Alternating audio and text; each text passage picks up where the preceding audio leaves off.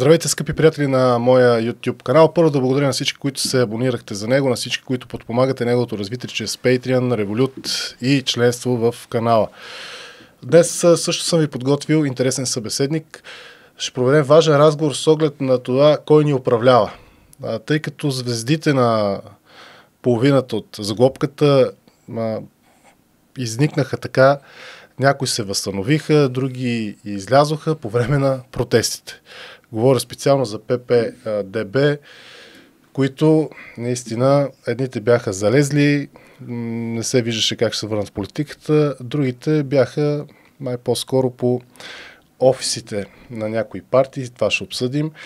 Това е важен разговор, защото напоследък виждаме как гърмят хора, отиват си хора, които по незнайни причини, ама все по някакъв начин са се въртели около ПП. И това на мен ми прави впечатление.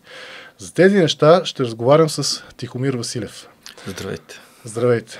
Който беше едно от лицата на протестите, обаче не успя да си направи партия, да влезе в парламента и да управлява с ГЕРБ и ДПС, както успяха вашите съратници. Всъщност, тук ще ви поправя, партия направихме, тя се казва Български глас, но както всичко в България, което тръгва с една идеална цел и тя беше пробита отвътре и да ви кажа честно, в момента не се занимавам с нея и хора, с които тогава правихме партия, се оказа, че те са пробити точно по тази линия от хора близки до ГЕРБ и ДПС, но да се върнем на темата, която анонсирахте. Всъщност, протестите и по време на протестите тези лица, които в момента наблюдаваме в политиката и особено от Продължаваме промяната, тогава никой никъде не ги е виждал. И винаги сме си говорили с приятели, които бяха активни участници в тези протести, независимо коя политическа формация и дали въобще подкрепя политическа формация е бил там, защото тогава гражданите, според мен, продължавам да вярвам в това, в голямата си част, в огромната си част бяха наистина по морални причини, им беше писнало това, което се случва. Сме коментирали, че никой не е виждал Кирил Петков. И снимката с картончето, която е популярна така, която той е дигнал, е сега, доколкото и аз така разбирам от тази работа, понеже уча и се занимавам с това, това е просто един чист пиар и наистина снимка, която е целенасочено направена, не случайно хванат кадър на човек, който протестира. Тоест всичко има, както се казва, кружката си има опашка и както виждаме в момента и това, което и вие загатнахте, че непрекъснато едни хора си отиват по странни начини, всички са приближени до Продължаваме промяната, прави впечатление не само на вас и на мен, а на огромна част също и от българските граждани, което е адски притеснително на този етап. Затова търся отговори в протестите. Защото спор няма, че първите дни имаше около 20-30 хиляди души млади, но в един момент видях старите муцуни. Тогава аз се възпротивих на това нещо с всичките негативи, които понесох, но бях сигурен, че примерно Христо Иванов, след като 2 пъти е бил в коалиция с ГЕРБ, най-вероятно ще и 3 път. После като видях бившия министър на икономиката, енергетиката и туризма на мега министерството, служебен министър Асен Василев, бях убеден, че в един момент ще стане коалиционен партньор на ГЕРБ, защото по тяхно време и на ГЕРБ и ДПС той е израснал. Това интересно. Как дойдоха тия хора на вашия протест? Защото те верно не бяха първите дни. Първите дни, ако имало партии, бяха там БСП, логично, защото става въпрос за техния президент тогава. Интересното е, че в ситуацията аз не си спомням, тия хора съм ги виждал никога. Другата част, която мога да кажа от това, което наблюдавах като развитие, защото освен всичко останало, което се случваше, така съм доста наблюдателен човек.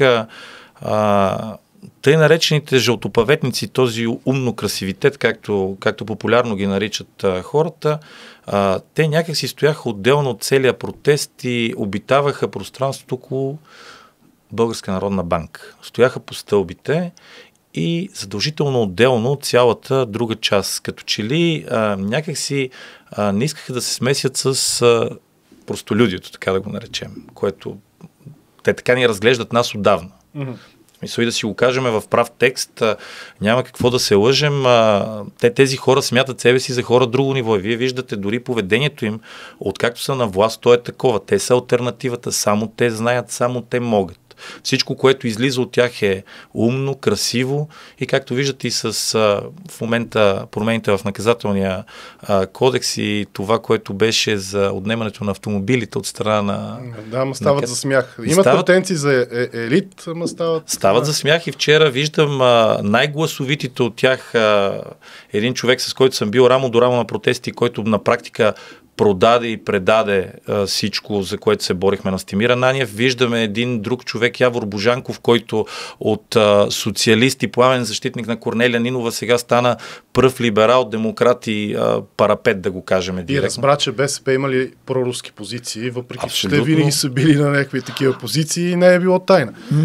Вижте сега, то тук с проруските и прозападните позиции, за мен това е чисто спекулация. За мен специално един политик, който се занимава с политика, отклоняваме се малко от темата, той трябва да има първо пробългарска позиция. Иначе, дали Русия... дали БСП има специфичен електорат, който ухажва и се държи по този начин и Явор Божанков винаги е бил хората, които са привърженици на БСП като цяло са повече русофили, в което пък също няма нищо лошо. В крайна сметка, тук... ще се отклониме пак от темата. В крайна сметка България и Русия имат една определена история, както и България и Германия имат една определена история, близки отношения назад във времето.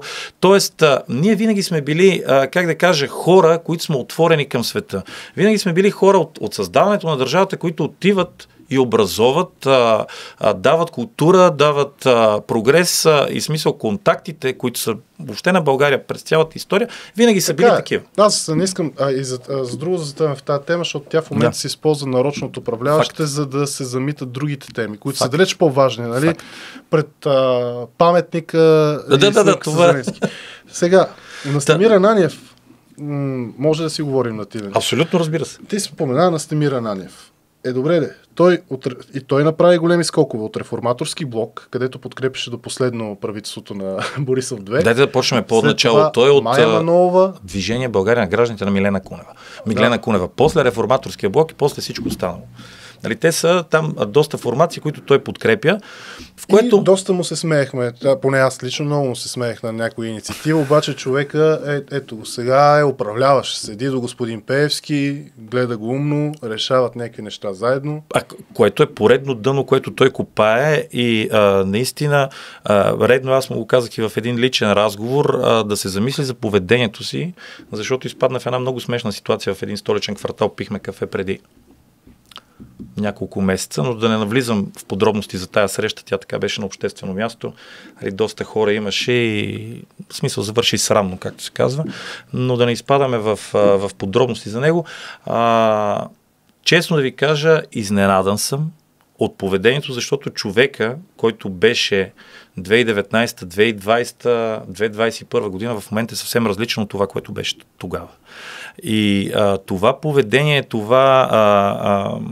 поведение на лакейство, т.е. смисъл, вие го виждате, той като че ли иска да изземе функцията на Тома Биков в ГЕРБ, той да е същото нещо в Продължаваме промяната, което наистина става адски смешно и хора, с които контактувам от протестите, всичките са потресени от това поведение и то даже ясно изразено, може да го видите и в социалните мрежи, под негови постове във Фейсбук. Въпреки че той се мъчи да ги ограничава, да блокира и така нататък, но всичко е казано, както се казва, право куме в очи с тия хора, с които той е бил съратник. Всеки един има лошо мнение за него към момента, поради въпросното му поведение. А той защо се прехвърля от Мая Манолова към ПП? Какви му беха там отношенията?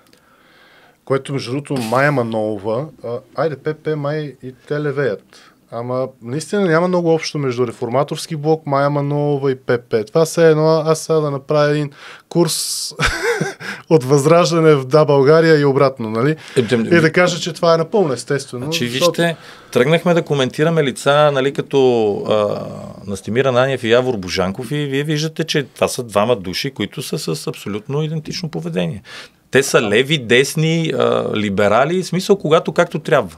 Имаше една песен НЛО, ако се сещате назад във времето, мили мои партии, любими в началото на зората на демокрацията, беше популярна.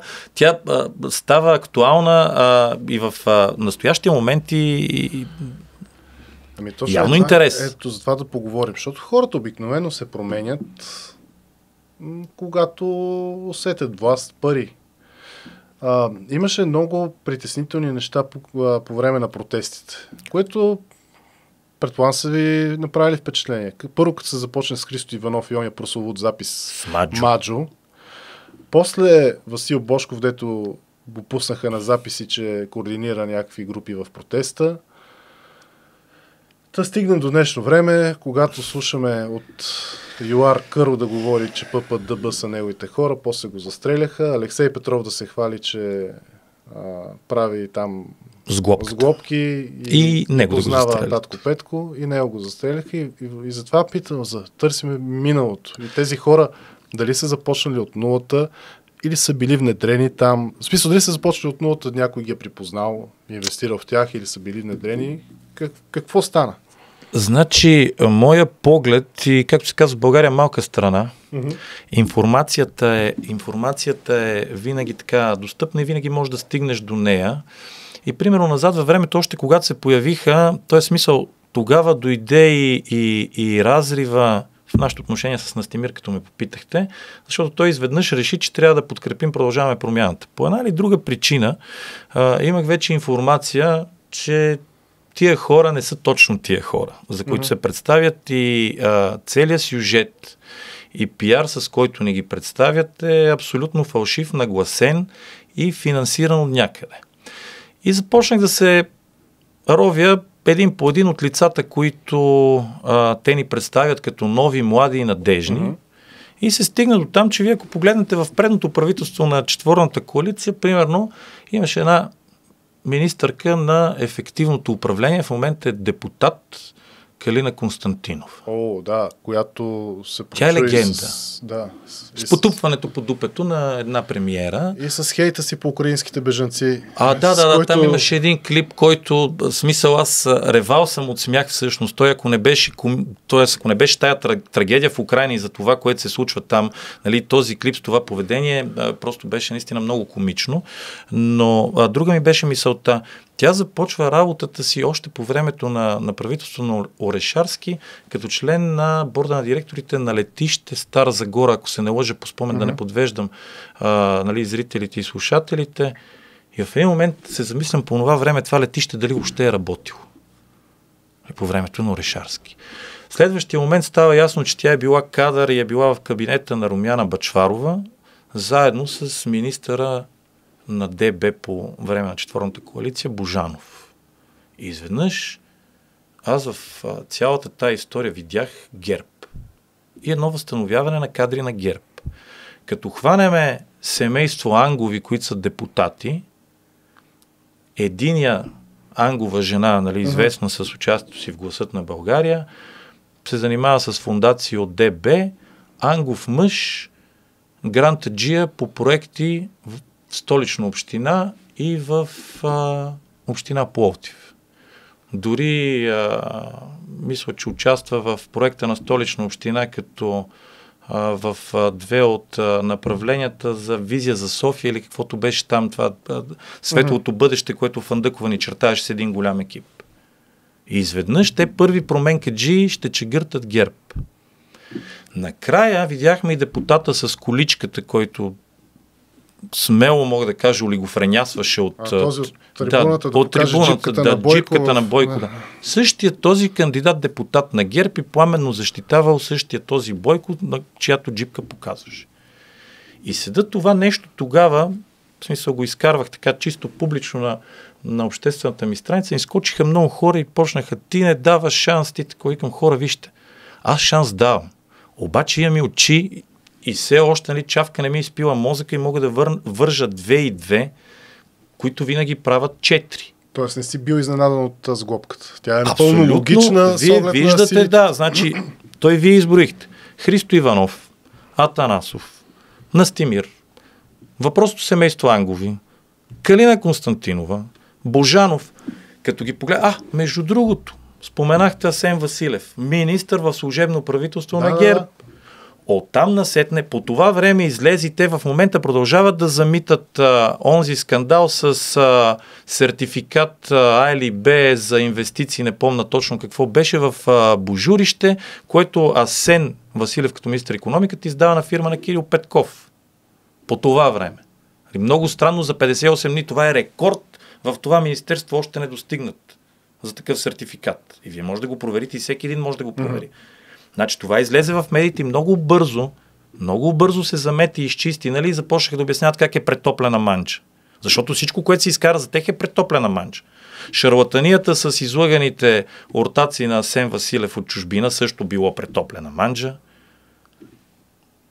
Много интересно. Всичко, което се каже за ППДБ, излезе в медиите, което е в техен ущърб и реално показва това, че те са наистина шарлатани, както каза президента, веднага е медийно натиснато. И всеки един, който каже нещо по темата, е медийно натиснат, независимо дали социалните мрежи или в национален ефир на тъй наречените национални телевизии, които държат официалната позиция, която им е дадена дали от посолството и посолствата, нали, както разбрахме от един запис, или от някой друг, не знам. Но това е видно за всички граждани. А за записа? Там е много интересно. Показва мисленето на тези хора. Абсолютно. Аз за посолствата не се ловя за посолството, защото тези хора често пъти ми се струва, че си измислят някакви неща. Примерно както измислиха за Gemcorp. Това са едни легенди. За пред своите хора, нали, гледат така, ние сме, какви си западни, такова, обаче не им пречи да речем газовите руски посредници. Ама нали беше излезло за генерала Танасов, доколкото е генерал, че той бил подслушал американското посолство, за да знае какво искат партньорите, да им го даде предварително. В смисъл беше излезло така. Така че от тия хора не се очувствам, не бих се очудил от нищо. Тоест тяхното лакейство и тяхната наведена позиция е много по-гнусна, ако мога да кажа, от наведената позиция преди 89-та година. Защото в крайна сметка, нали, ние имаме два базисни периода, такива исторически, 44-та, 89-та, 89-та до момента. И понеже, нали, тогава се борахме за свобода на словото, т.е. нашите бащи, майки, баби, дядовци, свобода на словото, свободно придвижване и така нататък. В момента свободата на словото е на много по-ниско ниво от тогава, т.е. много по-надолу. Както и да го погледнете. То има и демокрация, и свобода на словото имаме. Въпросът е да имаш пари. Ето с това започнахме. Значи, част от хората, които бяхте тогава на тези протести, аз направил си партия, ама като нямаш пари, дръж. Не, то смисъл. С партията не се и занимавам, защото там, реално да ви кажа, реално партията я пробиха отвътре хора близки до Орлин Алексиев. И т.е. пари на ГЕРБ. Аз ви казах директно, те искаха да участват. Т.е. заради това стана конфликта в тази партия и оставих нещата, още не се занимавам. Искаха да участват на предстоящите избори. За какво му е на него? Как за какво му? Той беше силен в местната власт. А защо да не се проби на национално ниво? Още повече, ако работиме заедно с Бойко, правиме една партия, която участва на изборите, взима, да кажем, около процент и половина, под бариерата, по някакъв начин. И сега тая партия, да кажем, понеже аз така имам едни леко патриотични възгледи, смисъл мене ме интересува това, което се случва в България, ме интересува Европейски съюз, Русия, НАТО и така нататък, ме интересува това, което се случва тук. Нали? Те са ни партньори едните, другите водят някаква война. Както и да е. В смисъл, това са техни проблеми. С партньорите се отнасяме партньорски, сега не трябва да сме слепи. В смисъл, подкрепям политики като тая на Орбан, който, нали, е за силна национална държава. И примерно ние представяме една такава партия на обществото. В следващия момент обаче ние не сме готови за избори и примерно имаме процент и половина или под процент или 2%, нещо под бариерата.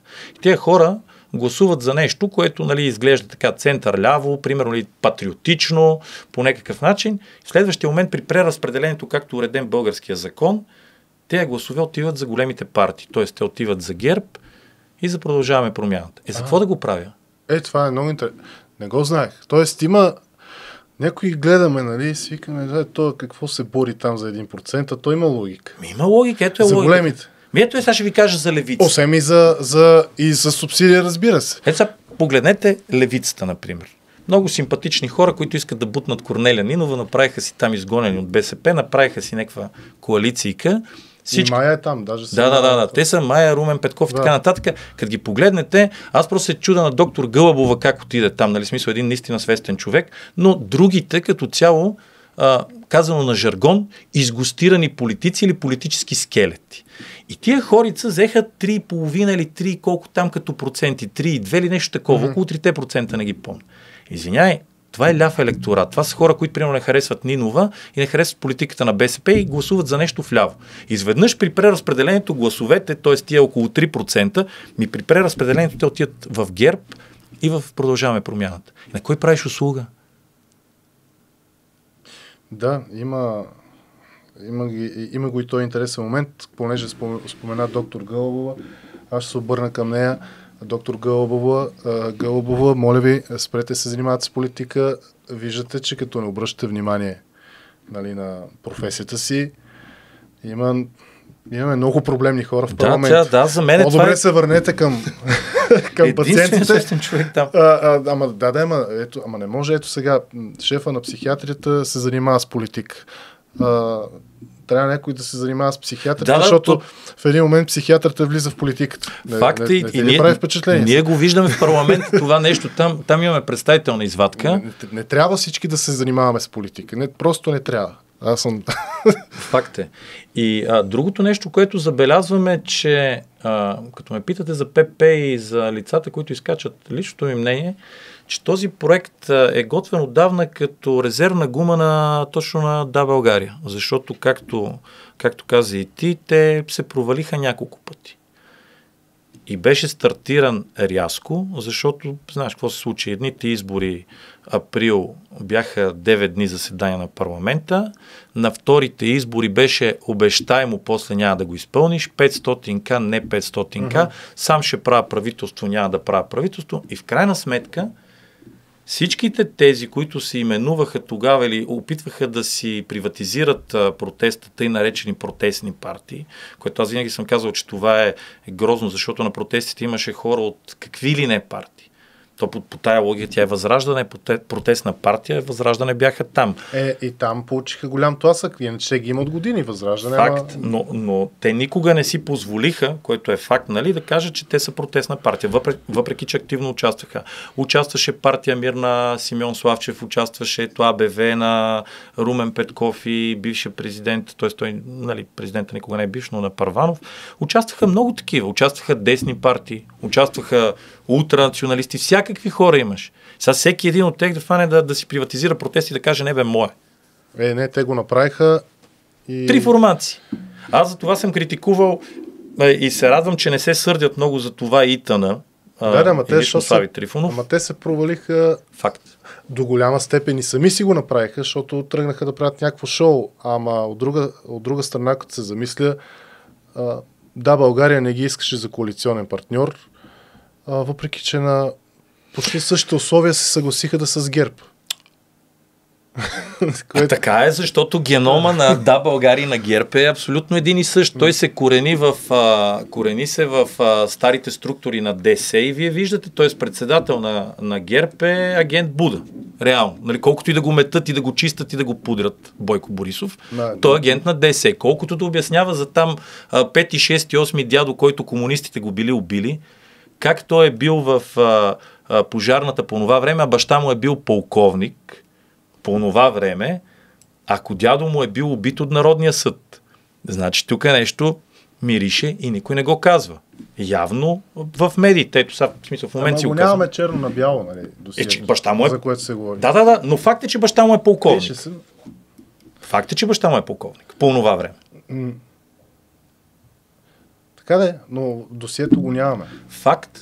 Но как се става... Ето аз задавам риторичен въпрос, нека да стои в пространството. Как се става полковник по времето на Тодор Живков и на НРБ, при положение, че миналото самия Бойко Борисов, нали, за баща му не съм сигурен, самия Бойко Борисов е бил член на БКП. Нали? Факт, да, и там партийният билет е явен. Да, и тръгва да напуска МВР, когато се деполитизира, защото иска да си е с партията. Да, това го знаем, да.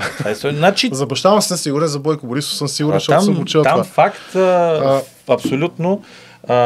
След това, виждате произхода на Христо Иванов и неговите роднини на високи позиции в Комунистическата партия по това време. Виждаме и в момента кандидат им за кмет на София. Че там само той е единствения, който не е член на Държавна сигурност. Иначе цялата рода, и той започва да обяснява как това не било хубаво и той даже нелеп пиар в момента върви, не знам кой им го измислил да си вземат парите, им препоръчвам горещо. София говори, да. Васил слуша. Слуша, той това е научил от роднините си. Да, това е, аз не знам как не са се сетили, че влизат точно в тяхното си русло. Ама добре, аз искам да завършим разговора с нещо положително. Защото сега, нали, и аз получавах хейт, като показвах по време на протестите, че тия хора не може да са промяна, че това е просто опит едни хора отново да се върнат на депутатските банки. Оказах се прав. Не, че се бия в гърдите, дано да бях сгрешил, ама сега като съм ги виждал, нали, години наред, едни, не очаквах нещо друго. Ето ще изостря, извинявай, че те прекъсвам, ще изостря вниманието по този повод. Лагера на Орлов мост. В момента, в който го направиха граждани, наистина го направиха граждани, които са независими и непартийни, и към момента те не участват в нито една партия. Първите хора, които сложиха палатките на Орлов мост и го завардиха тогава, са граждани, които не са ангажирани с нито една политическа сила. ДБ, респективно Христо Иванов, Мирчев, който тогава беше фоторепортера на Христо и Гафа с Маджо, направиха всичко възможно да разделят Орлов мост на два лагера тогава. Ако се сещате, по средата наистина беше оставено място, откъдето да минават линейки, но то не беше случайно. От едната страна стояха ДБ и привърженици на ДБ и при съдружните им там всякакви НПО-та, боец, моец и каквото се сетиш. От другата страна стояха гражданите, които са отишли наистина по морални причини и не бяха ангажирани с политически партии. Оттам трябва пак да светне червената лампичка за това, което говорих. Докато гражданите протестираха на жълтите павета, умният красивитет стоеше на стълбите на Българска народна банка. И това са факти, които те няма как да оборят. Гражданите трябва да разберат с това за всички нас от нас, че не трябва да приемат всякаква помощ. Защото те тогава се явяваха като помощ. Ние тук ще ударим една рамо, защото сме протест. Те винаги не е помощ. Това искат да яхнат всеки един протест. Вие видяхте какво случи на протеста, който беше провокиран от нарязаното момиче в Стара Загора от един изверг. Хора се събраха по социалните мрежи. Всякакъв е точно случай, дали е домашно насилие или не е домашно насилие. За мен е повече. Явно, че не е домашно насилие. Беше представен като домашно насилие. Хората бяха потресени от снимките и историята, която тръгна и социалните медии и по медиите. Събраха се на площада и изведнъж политиците и Кирил Петков отидоха да яхнат този протест с ясното, с ясното съзнание, че искат да прокарат точно определена теза и да покажат как те застават зад жертвите на домашно насилие при положение, че случая не е домашно насилие. Държа да кажа, че аз не присъствах на този протест поради проста причина, че хората ме възприемат като политическо лице и точно поради тази причина хора от екипа, с който работя, бяха там да присъстват и да подкрепят, но в никакъв случай да не се афишираме като хора свързани с политиката, граждански активисти или така нататък, тъй като първо инициативата не е наш, второ това беше обществен случай към онзи момент, който взриви нацията. И по този начин, по който ПП се държа тогава и въобще цялата им история, която направиха, тя виждате, че отблъсна доста от гражданите, които тогава бяха излезли на справедлив протест. Така. И как да се предотврати това? Нали, с това да завършим с някакъв съвет. Как да се предотврати намесата на политици и не гражданите да бягат от площада, защото е дошъл Кирил Петков, а Кирил Петков да си тръгне от площада, защото там не му е място. Значи, когато гражданите в България, т.е. хората, да го кажем така, ние нямаме културата за гражданска активност. Т.е. тук се насажда във времето, нищо не зависи от нас, така нататък и така нататък. Знаете как се промиват мозъци. Гражданите трябва да разберат, че те са силата, те дават властта, те я взимат. И т.е. политиците на граждански инициативи са нежелани. В този момент, в който хора като Кирил Петков се появяват на такъв протест, директно трябва да бъдат изхвърлени. Ама директно. И то не медии, не НСО, не полиция. Директно викаш полицай и кажеш, той е провокатор. Значи, идваш на протеста, нека изразява гражданска позиция, Ма дали ще е Кирил Петков, Бойко Борисов или Корнелия Нинова или Костадин Костадинов на такъв протест, заставаш си отстрани и стоиш като граждани. Тоест и те трябва да имат тая култура, която те явно нямат. Те искат да се снимат. Те са първо лице, единствено число. Всички ти си мислят, че само те са алтернативи. Но тук е много важно да се каже, че от цялата тая история се вижда колко прогнило е МВР, колко прогнила е прокуратурата, колко прогнили са съдиите в България. Защото ето, вижда се ясно от случая, че той човек, който е нарязал момичето, има политически чадър. Политически чадър имаше и Семерджиев, който караше пици на кристали на Кирил Петков. И тогава, знаете, при огледа, когато стана катастрофата, появи се прокурор от военна прокуратура или откъде, който въобще не му е място. Това, между другото, Семерджиев, то се появи в една медия, като вариант. Бързо в ПИК беше, се появи да, с снимка на някакъв голф, обаче така и до ден днешен не беше разровено да се провери така ли е, не е ли. Ще видите и с този, който е в Стара Загора, Георги, мисля, че се казваше. И там нищо няма да разберем. Абсолютно нищо няма да разберем, но е ясно, че този човек има чадър от високо. Кмет ли е? Министър ли е? Кой е? Съдия, прокурор, който го пази? Има някой. Но кой е? Никой няма да разбере. Другото нещо, което вие виждате, съда, да. Съдиите по същия начин. Никой не бърка там в тази рана, но в крайна сметка съдиите имат организация, в която членуват. При положение, че съдията е независим, той не може да членува в съдията. Там Съюз на българските съдии или каквото беше. Това нещо трябва да се забрани с закон. И доколкото май се спонсорираха от фондации, това вече пък тотално прави съдията зависим. И очевидно доста често се координират позициите с кръга капитал. Факт. Който пък е политически. Абсолютно. И тук ние виждаме едно политизиране на съдебната система. Другото нещо, което говори се и за тая въпросната съдебна реформа, която според мен трябва да е правораздавателна. Това е правилният термин. Тук, освен че са овладели съда, като казахте капитал, чрез ППДБ, защото ДБ то си отчасти ДС, да не казваме направо, искат да овладеят и освен съдебната система, искат да овладеят и прокуратурата. И вие виждате, откакто Сарафов е сложен да изпълнява функция на главен прокурор, той потули абсолютно всички знакови случаи. Да, а пък те по медиите пускат да се спорят хората за 3 март, 24 май или за паметник. Да, това са неща. Те си овладяват прокуратурата бавно и полека. Другото нещо, което вие виждате и кой е поставен за министър на вътрешните работи. Какво се случва с началниците на СДВР-та, РДВР-та и как в момента се опитва Атанас Атанасов да си сложи негов главен секретар, нали, след случая с Алексей Петров. Ще ме прощавате, ама главният секретар не знам по какъв начин е отговорен за всичките те убийства. Ако трябва да се хвърлят оставки и да се сменя нещо в МВР, то е целокупното професионално ръководство, както и политическото такова, защото явно то не се справи. Не може... Защо да е виновен? Имат си запис хората и си върват по него. Те върват по него. За да си направят изборите, искат тяхно МВР, така казаха. Така е. Сега те ще ги загубят иначе. Това е перфектният случай, нали, с Алексей Петров да го извъртат така в своя поле. Другото нещо. Аз зададох един много интересен въпрос. Денков събрал шефовете на служби, главния секретар и така нататък на спявка в Министерски съвет след убийството на Алексей Петров. И искаха да се свика от президента КСНС. Искам да питам за Митко от Цалапица. Ако действаше така МВР, дали убиецът му щеше да избяга в Германия? Най-вероятно не. Ами онзи, дето убил приятелката си, пускат го, съда го пускат, той после отива и убива още двама. Да. Значи това е отговорност също на МВР. А всъщност, като се замисля, аз не му знам името и не искам и да го запомня на въпросния министър на вътрешните работи. Информацията за него е, че той не е могъл да се справи с бежанската вълна като началник на РДВР.